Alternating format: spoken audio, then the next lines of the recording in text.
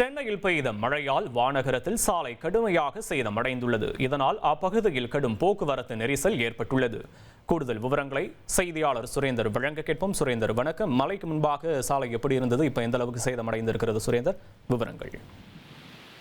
டிட்வா புயல் காரணமாக கடந்த 4-5 தினங்களாகவே இந்த மதுரவாயில் வானகரம் சுற்றுவட்டார பகுதிகளில் கனமழை என்பது பெய்தது. இந்த நிலையில தான் இந்த வானகரம் சிக்னல் அருகே சாலைகள் கடுமையாக சேதமடைந்து குண்டும் குழியுமாக காட்சியளிக்கிறது. குறிப்பாக இந்த சாலையில இருந்து கீழ்ப்பாக்கம் மருத்துவமனை உள்ளிட்ட பல்வேறு முக்கிய மருத்துவமனைக்கு செல்லக்கூடிய பிரதான சாலையாக இருக்கக்கூடிய இந்த சாலையில ஏற்பட்டுள்ள பள்ளத்தால வாகனங்கள் செல்ல முடியாமல் கடும் இன்னலுக்கு ஆளாகி வருகின்றன. இதனால் குறிப்பாக 4 கிலோமீட்டர் தொலைவிற்கு ஆயிரக்கணக்கான வாகனங்கள் ஒன்றன் பின் ஒன்றாக ஊர்ந்து செல்லக்கூடிய நிலை என்பது நேரடியாக காண முடிகிறது. மேலும் மழை மற்றும் பறக்கும் சாலை திட்டம், அதனாலேயும் இந்த சாலைகள் சேதமடைந்திருப்பதாக வாகன ஓட்டிகள் புகார் தெரிவித்திருக்கின்றன.